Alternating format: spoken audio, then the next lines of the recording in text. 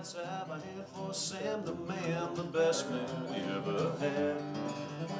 A true friend of the working man. Well, I'll say 3 cheers for him and Sam.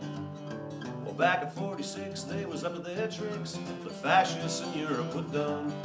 But there was one more scrap left to go on the streets of Hamilton. Oh, C.D. Howe, tell me now, what the hell did you expect? All the years of war and depression before, boy, the workers, they were gonna hit the bricks. I worked at the Master doing a TA gig. There were a couple things I didn't really like about the conditions, like, how much we were getting paid as opposed to, sessionals and grads and all that other kind of stuff. And it was just really there were some conditional things that I thought needed attention. And there was a guy named Mike Skinner, who was our business rep at the time. And he'd come out to see me play a couple times, and at the time I'm developing the songwriting, trying to get better on the guitar, trying to do more of that. I'd always done vocals, backgrounds and stuff. And he said, why don't you write stuff that actually reflects the thoughts that you have when you are in the meeting, or when you're doing your committee work, or when you're, getting dental plans, or all this other kind of stuff that you do when you work for a union. There was nothing more boring than doing picket lines, and it's, solidarity forever with 3 very committed, very, very, believing brothers and sisters on 3 out-of-tune Yamaha acoustics.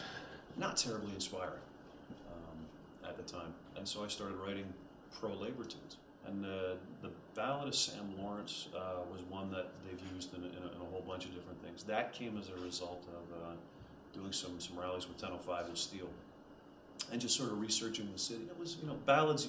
You can't use complex chord structure in ballads. You can't. You're not allowed. It's a union rule. And well, you want to keep it teachable too, right? You want to keep it. Everybody, get your out-of-tune Yamahas over here. No, Solidarity Forever is like this, but the Ballad of Sam Lawrence is like that. Yeah. Not too many passing chords, not too many fragments and stuff. I mean, the song was called The Ballad of Sam Lawrence, but it's more about the strike. And it was one of the first times since Winnipeg where there was pretty close to a general strike. Yeah. They estimate that 7 out of 10 workers were either on strike or laid off or what have you. What was the year? It was '46. Yeah. So, I mean, Firestone was out, The Spectator was out, Steel all over the place. There's, because a lot of guys that were coming back from the war remembered what the dirty 30s were like, and they were damned if they were going to, they didn't clear out fascism, and they didn't win the war to come back to the same crap that was going on. Yeah. And while they were still bound by austerity measures, they're building steel to build the world, basically, and they're still bound by austerity measures. And if you look back at the '46 strike, it was full contact everything that was on the land. They had boats, the strikers and the scabs and everybody would just, it was just, it integrated the full scale of what was going on at the time. Yeah. And it was fascinating. And in the end, the resolution was just, you're not bringing in the troops, not in my town. And, so the OPP and all the military guys that would have just loved to come in and crush the whole thing, you're sitting in barracks. I'm the chief magistrate. You don't get in here without me telling you so. Yeah. Nora Henderson could walk to the front of the line and be a gadfly and a pain in the behind. But, nope, not in my town. I'll never forget, they asked me to play the reunion of the '46 strikers at the Steelworkers Hall.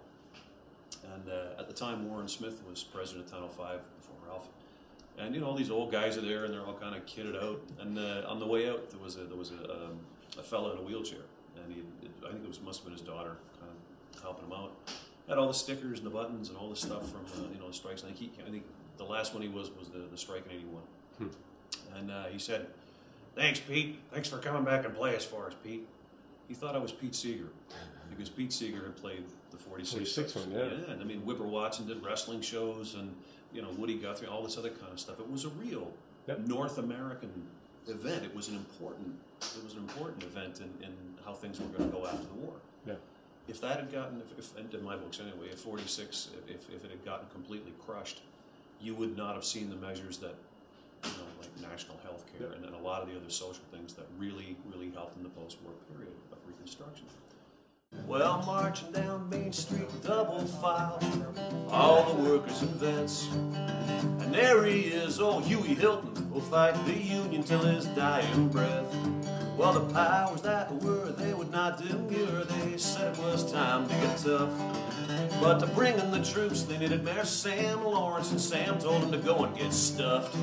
'Cause I'm a working man first, I'm a magistrate last, oh, thus quote Sam the man. The business leaders, they could not believe it.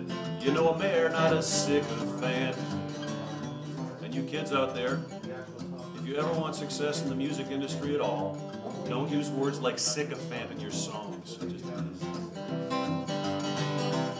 Because the government's spoken, man, the wages are frozen, but the profits, they go through the roof. The workers are mad because they know they've been had, because there's always money for scabs. Ain't there always a budget for scabs? Well, for 86 days while the strike went on the land and sea and air. It might not last the full 15 minutes if Sam Lawrence hadn't been mayor.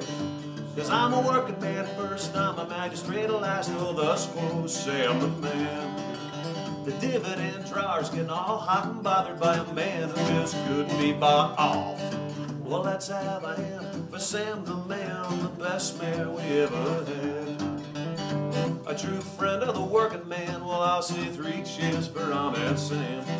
I say 3 cheers for Ahmed Sam. I say 3 cheers for Ahmed Sam.